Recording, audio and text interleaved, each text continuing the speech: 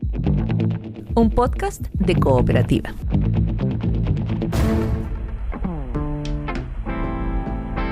¿Te has preguntado cómo o por qué funcionan las cosas? ¿Cuáles son los mecanismos que hay detrás de la naturaleza y las cosas creadas por el ser humano? Yo también. Y en este podcast sobre ciencias vamos a responder preguntas como estas junto a distintos investigadores e investigadoras. Soy Juan Carlos Beamín, astrofísico, y te invito a aprender y desafiar tu conocimiento en la raíz de la ciencia.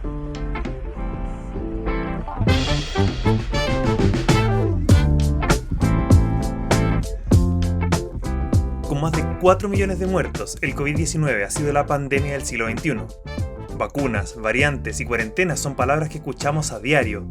En el episodio de hoy veremos qué hay detrás de las posibles curas para esta enfermedad, con sus promesas y riesgos. Conversamos también con el Dr. David Ramírez, investigador de la Universidad Autónoma de Chile, quien nos contará sobre posibles medicamentos que podrían tratar a este infame virus.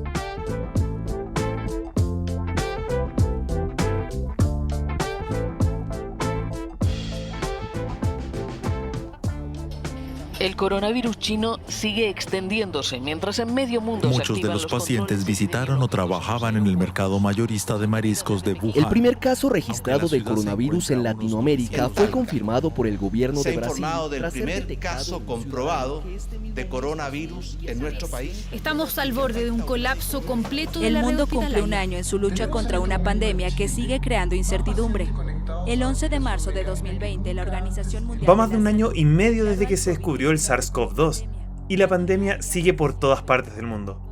Mientras algunas ciudades deciden abrir restaurantes, centros comerciales y permitir grandes aforos en eventos deportivos, otras retroceden y vuelven a implementar medidas de distanciamiento social como cuarentenas y aforos reducidos. El relajo ha durado poco en Israel. Desde este viernes las mascarillas vuelven a ser obligatorias en interiores de espacios públicos y oficinas. El vertiginoso desarrollo de diversas vacunas ha permitido volver a tener un poco de esperanza, de regresar a una especie de normalidad post-pandemia. Pero la amenaza de la variante Delta y quién sabe qué otras en el futuro hacen que tengamos más incertidumbres que soluciones.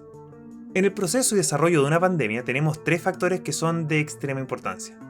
El primero es evitar la propagación, lo más que se pueda por medios no invasivos para el cuerpo, como por ejemplo el distanciamiento social, el uso de mascarillas y el lavado frecuente de manos. Luego, tenemos el desarrollo de una vacuna.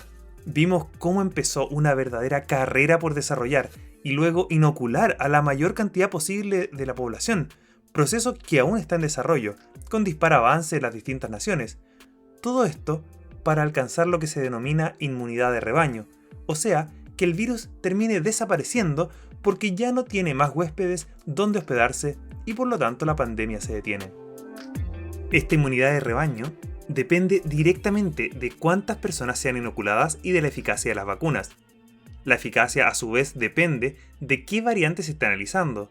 A medida que nuevas variantes aparecen, algunas de ellas serán más resistentes y por ello es tan importante lograr detener el avance del virus cuanto antes, puesto que mientras más personas se contagian, más réplicas del virus habrá, y más posibilidades que una de esas réplicas salga fallada, ya que la reproducción del virus no es perfecta.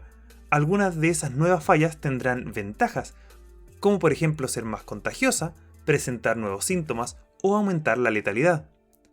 Pero si el virus no tiene dónde replicarse, cada vez habrá menos probabilidad de producirse una mutación peligrosa como lo es la variante Delta. Ambas medidas, tanto el distanciamiento social, el lavado de manos como la vacunación, intentan combatir la propagación.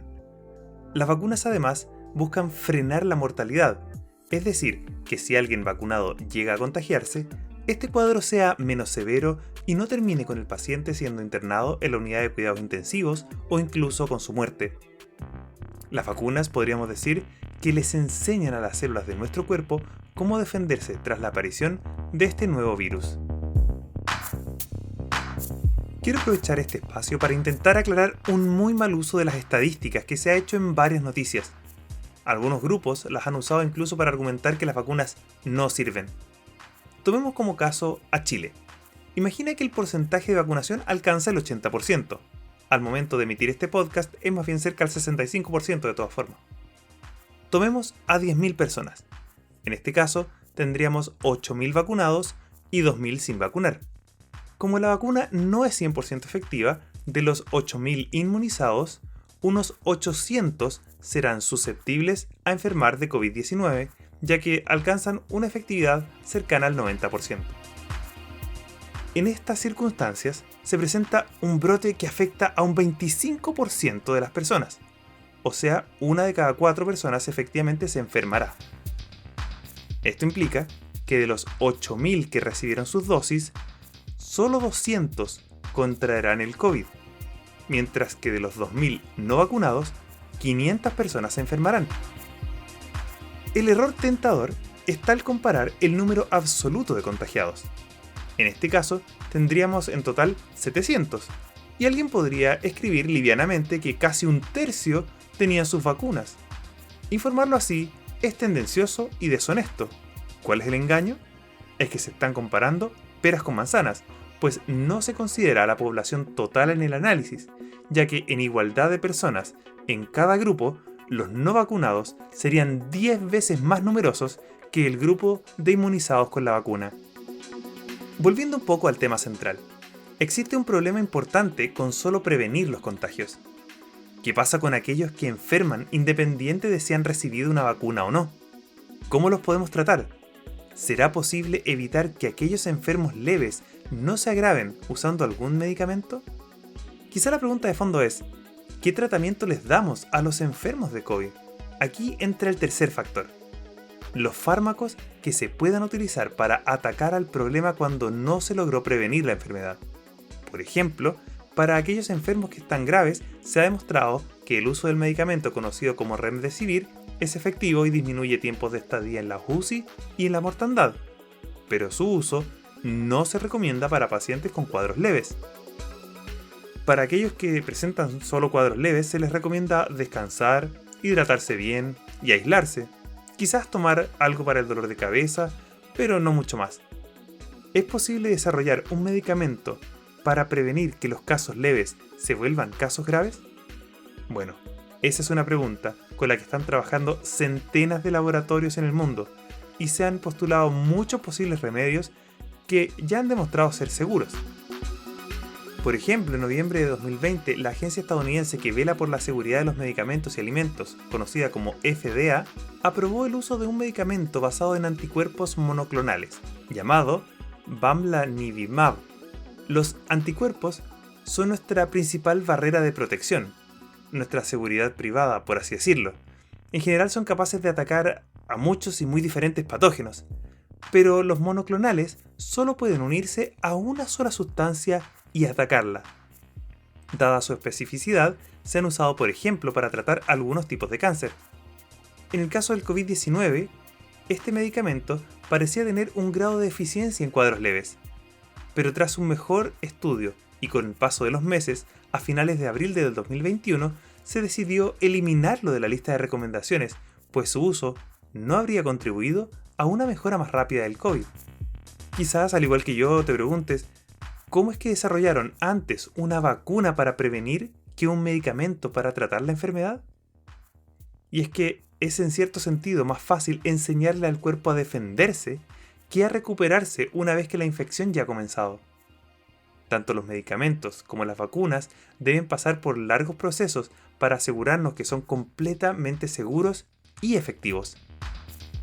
El problema con la mayor parte de los medicamentos es que tienen algún efecto secundario, y como el caso del COVID es en general una enfermedad leve, no puede ser que el remedio que estemos usando tenga contraindicaciones peores que la misma enfermedad. Para solucionar este problema, una de las técnicas que se ha ocupado es la de reutilizar medicamentos en los cuales se conocen bien sus efectos secundarios y se sabe que son leves, y que además podrían contrarrestar algunos de los efectos de la enfermedad. Pero este proceso no ha sido tan exitoso en la búsqueda del medicamento definitivo. Desarrollar un fármaco desde cero podría tomar todavía varios años. Un enfoque muy interesante es el que ha hecho uso de una técnica computacional donde se incluyeron todos los fármacos aprobados por la FDA y se simularon cuáles serían sus respuestas a nivel molecular y celular y ver cuáles de toda esta gran variedad podría acabar con el virus una vez dentro de nuestro cuerpo. En la entrevista de esta semana conoceremos mejor cómo se ha hecho este proceso de la mano de uno de sus autores.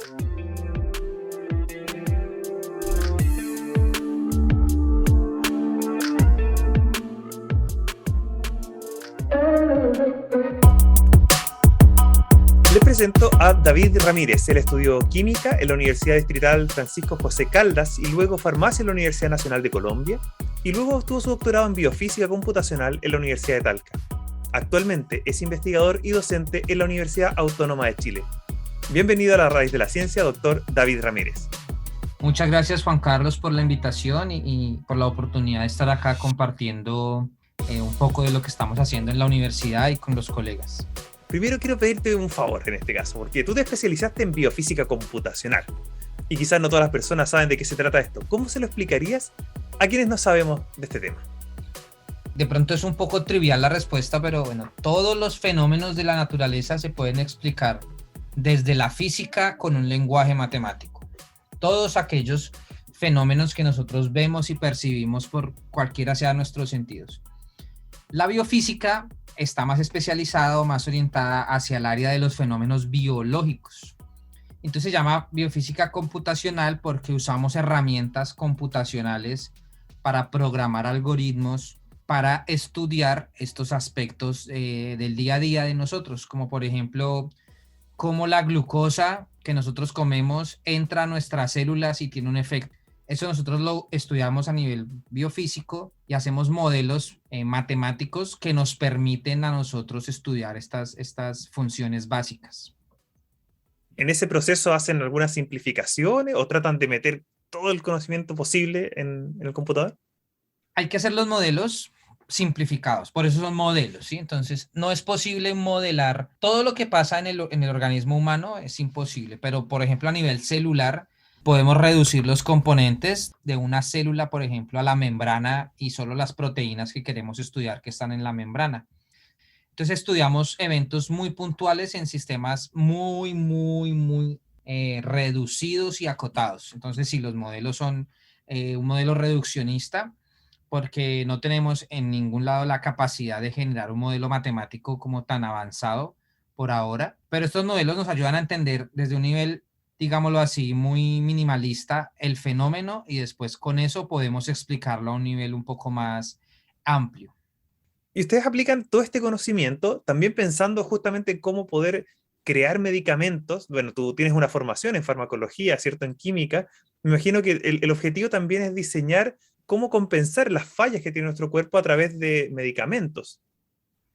Claro, por ejemplo, pensemos en que nosotros tenemos una patología como la enfermedad de Alzheimer, que es supremamente compleja. Y esta patología ya se ha demostrado experimentalmente que hay ciertas proteínas y ciertos actores, digámoslo así, moleculares a nivel cerebral que tienen una función que está alterada. Una proteína no está funcionando bien. Esa proteína, entonces nosotros la extraemos, la modelamos, hacemos un modelo y también miramos qué potenciales compuestos químicos podrían modular esa proteína y digámoslo así, activarla, hacer que funcione mejor, que ya el proceso esté mejor. En la parte experimental se hace también esto, pero es mucho más difícil porque se gastan mucho más recursos. En la parte experimental yo tengo que sintetizar, por ejemplo, si voy a probar 1000 compuestos, tengo que sintetizarlos todos. Eso se requiere pues muchos compuestos químicos, un laboratorio, personal, dinero obviamente. Y después de sintetizarlos tendría yo que probarlos todos uno a uno. Entonces es un proyecto muy largo. En la parte computacional yo puedo en un computador que no es una laptop normal, o sea, no requiero tampoco un supercomputador para esto que te estoy comentando. Puedo diseñar los compuestos tridimensionales en un computador y después simular cómo esos compuestos interaccionan y modulan esa proteína. Entonces, digamos que de los 1000 compuestos yo los estudio todos y tengo una función que me puntúa o me rankea cuál sería el mejor y cuál sería el peor y escojo los mejores 100. Y esos 100 voy al laboratorio y los pruebo. Entonces ya no utilicé 1000, sino 100. Reduje en un 90% todo lo que, digamos, lo que necesitaba hacer. Y esto me reduce costos y precio. No quiere decir que no utilicemos la parte experimental. Obviamente la usamos. O sea, en ese sentido podemos estar tranquilos de que eso es un procedimiento súper seguro, porque por un lado se prueba en el computador, en el modelo, pero después igual hay una fase como experimental, por así decirlo. Claro, claro. Lo sacamos del computador y nos vamos al laboratorio, nos ponemos los guantes y hacemos toda la validación. No es que sea algo salido del computador y de una vez lo probemos en humanos, ni mucho menos. Tiene que tener todas las fases de desarrollo científico de medicamentos que están muy bien estandarizadas y que muchos de nosotros trabajamos con ellas así. Ustedes estuvieron haciendo trabajo para justamente el COVID-19, porque todo el mundo estaba hablando de las vacunas para prevenir esta expansión, pero obviamente existe otro enfoque que es el de tratar de curar a las personas que ya se enfermaron, y para esto necesitamos obviamente medicamentos. ¿Cómo han propuesto ustedes encontrar uno que ayude en la cura de este COVID-19? Bueno, nosotros con colegas de otras universidades, puntualmente de la Universidad de Santiago de Chile acá, y colegas de España del Consejo Superior de Investigaciones Científicas, lo que hicimos fue poner todas nuestras capacidades y nuestros recursos pues en pro del COVID. Ninguno de nosotros estudiaba el COVID antes de la pandemia. Quiero aclarar esto porque hay muchos investigadores en el mundo que ya estudiaban el COVID, no este SARS-CoV-2, pero sí el SARS-CoV y el MERS, pero pusimos todas nuestras capacidades y todas nuestras, tanto intelectuales como bueno, los recursos que tenemos cada quien en sus laboratorios, para poder diseñar alternativas terapéuticas contra el SARS-CoV-2 y prevenir así las personas que están contagiadas, prevenir que se agrave su situación o su esquema de salud como tal, ¿cierto? Su infección. ¿Cómo lo hicimos? Tomamos todos los compuestos, todos los fármacos que están aprobados por la FDA, que son, digamos, unos 3.000. Todos estos compuestos los digitalizamos y creamos un modelo computacional de todos estos compuestos. En forma paralela, buscamos en la literatura, porque ya había mucha literatura, de los targets o las proteínas claves en la infección. Ya todos conocemos, por ejemplo, que la proteína espícula o esta proteína que en inglés se conoce como spike, es la que interacciona con un receptor que se llama AC2. Entonces nosotros cogimos esa proteína y creamos el modelo biofísico en un computador. Y con esos 3.000 fármacos que ya encontramos, que son drogas que están actualmente aprobadas por la FDA, o sea, son fármacos seguros que ya existen, computacionalmente miramos cuál de esos 3.000 potencialmente puede inhibir el spike. Entonces esos 3.000 salieron, te voy a poner un número X, salieron 10. Y así buscamos varios targets. En total teníamos casi 20 targets, todos muy claves, todos importantes en los procesos de replicación y en los procesos de entrada. No solo el spike es importante, el spike es importante para anclar el virus, pero de ahí para allá viene una cascada de reacciones bioquímicas que le permiten al virus entrar, acoplarse, reproducirse. Entonces cada uno de esos pasos tiene targets claves. Todos esos targets fueron identificados, los pusimos en un flujo de trabajo computacional. Hicimos esto que se llama cribados virtuales y al final encontramos unos candidatos. De 3.000 con que iniciamos encontramos casi 200. Fueron 176 si mal no recuerdo. Entonces ya no teníamos 3.000, teníamos 176. Es casi el 5%, ¿cierto? Esos los compramos y fuimos al laboratorio y los probamos. Los probamos en un modelo de infección del SARS-CoV-2, en unas células que están, digámoslo así, bien sustentado ese modelo de infección.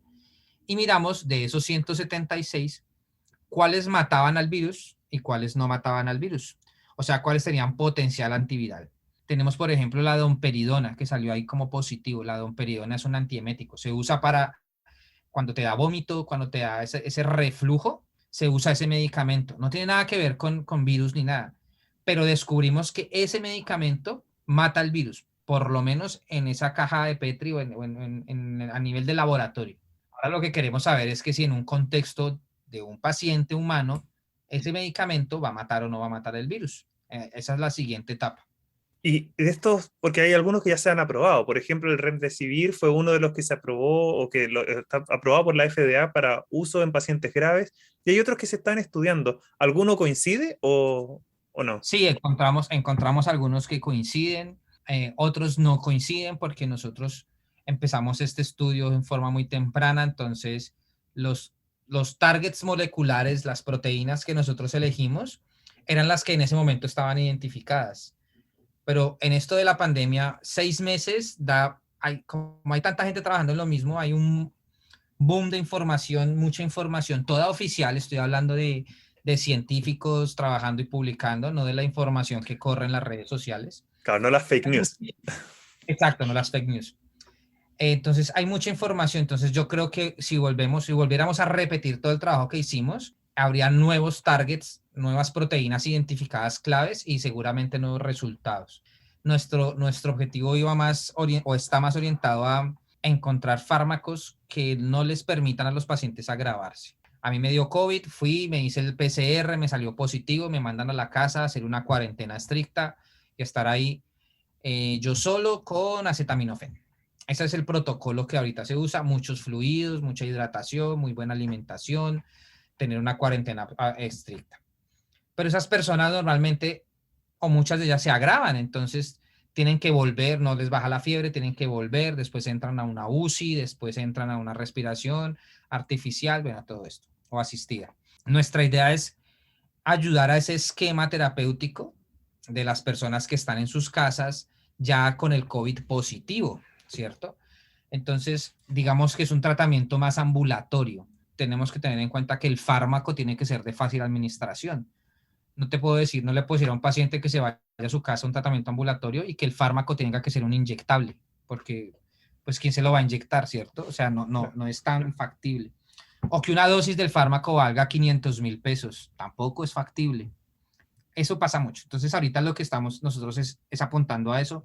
Tenemos dos digámoslo así, candidatos y estamos trabajando ahora mismo en la parte, digámoslo así, del papeleo y reunir todos los papeles para que el ISP nos autorice y empezar a hacer nuestros ensayos clínicos en pacientes humanos infectados con COVID positivos.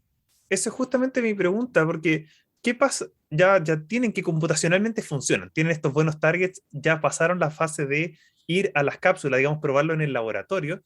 ¿Qué más falta para que sea seguro para que la población pueda usarlo? Porque por muy buenos candidatos no podemos decirle a la gente vaya y úselo, porque sería peligroso, podría algún efecto secundario, claro. Entonces, ¿qué más falta?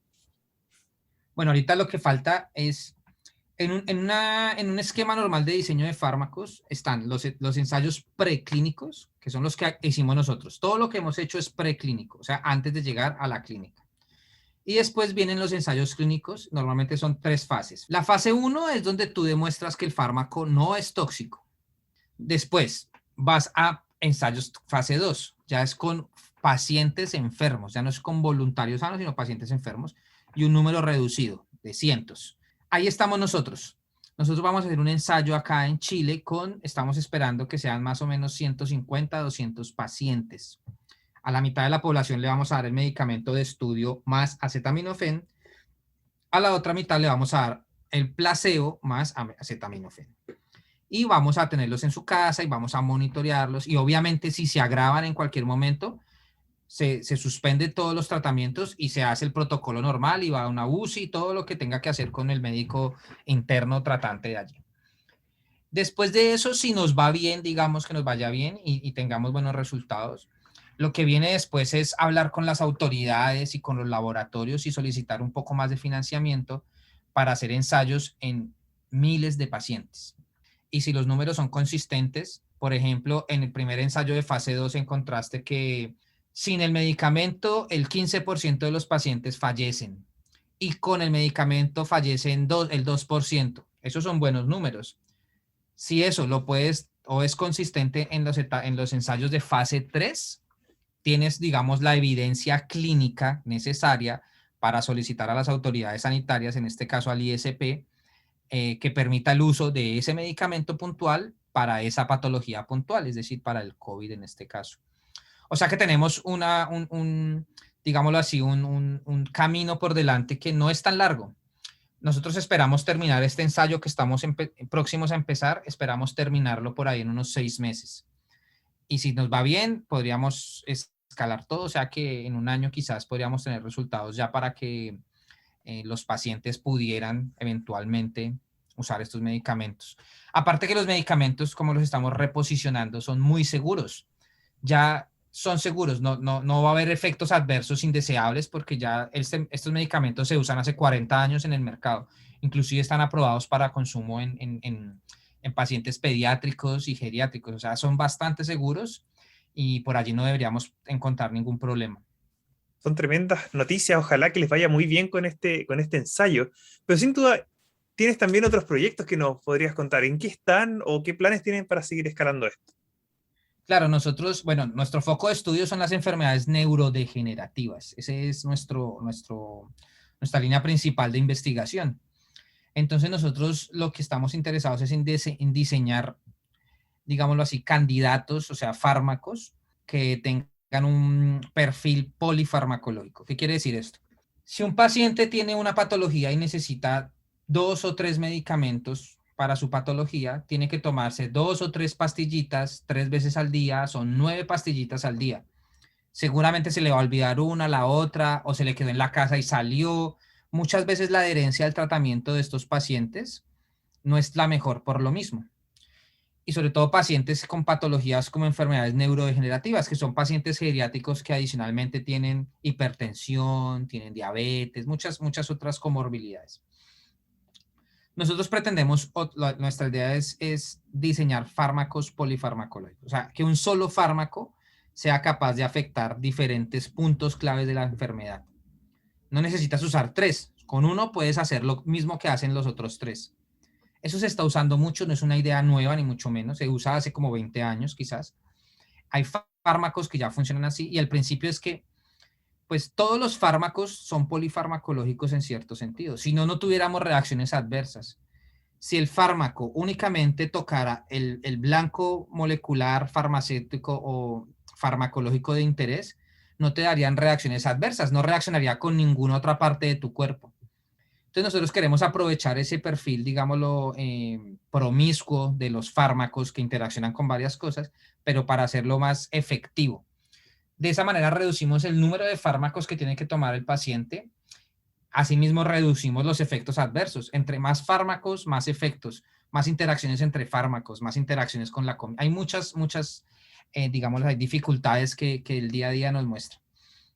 Entonces, hacia allá vamos. Lo que hacemos principalmente es usar métodos computacionales. Con estos métodos avanzamos bastante, hacemos muy buenas predicciones y de nuevo nos vamos al laboratorio y lo hacemos o validamos nuestras hipótesis allí. Y antes de despedirnos ya en La Raíz de la Ciencia, nos encanta escuchar también a nuestros invitados. ¿Qué mensaje les daría a quienes nos están escuchando? Bueno, principalmente a estudiantes de ciencias de la salud, me gustaría decirles que se involucren mucho más en investigación. En muchas universidades se está haciendo investigación y se necesitan, por ejemplo, estudiantes que quieran aprender a investigar, que quieran empezar a involucrarse en estos conceptos. Desde un estudiante de enfermería, kinesiología, química y farmacia, medicina, cualquier estudiante puede tener un buen acople. Por ejemplo, nosotros usamos hay muchos estudiantes de bioinformática y ciencias de computación porque necesitamos programar algoritmos que nos permitan mejorar nuestras predicciones. Entonces hay un campo de acción muy grande y yo los invitaría a estos estudiantes a involucrarse mucho en investigación, que se necesita mucho y miren, hoy en día la pandemia nos está indicando que necesitamos científicos y gente que quiera trabajar en esto para encontrar soluciones a estos problemas que se van a ir presentando a lo largo del tiempo. Muchísimas gracias, doctor David Ramírez, por estar aquí con nosotros en La Raíz de la Ciencia, por las explicaciones claras y, por supuesto, desearle realmente todo el éxito por el bien, no solamente del laboratorio de sus investigadores, sino también por toda la humanidad que se pueda beneficiar de estos medicamentos seguros y que puedan tratar el COVID-19 y otras enfermedades como usted nos contaba. Bueno, muchas gracias, Juan Carlos, y a todos los escuchas de La Raíz de la Ciencia. Espero que haya sido de su interés y que encontremos también buenas noticias en un futuro y podamos aplicarlo pues para todos. Muchas gracias. La pandemia del COVID-19 está lejos de terminar, pero los esfuerzos científicos y los progresos logrados en tan solo 1 año y medio han sido increíbles, tanto en el desarrollo de vacunas como de tratamientos. Sin duda lamentamos mucho las vidas que se han perdido, pero una cosa es segura, sin los avances de la ciencia y el apoyo que se les ha dado a los distintos laboratorios del mundo, esta pandemia no solo habría cobrado muchas más vidas, y no se vería aún ninguna esperanza de volver a una anhelada normalidad. Si te ha gustado este podcast, te recordamos que puedes seguirnos en nuestras redes sociales. Somos el Centro de Comunicación de las Ciencias de la Universidad Autónoma de Chile y puedes seguirnos en Ciencias-Chile en Twitter y en Instagram, también en Centro de Comunicación de las Ciencias en YouTube y en Facebook, y puedes por supuesto compartir este podcast con tus amigos y familiares. Nos escuchamos en un próximo episodio.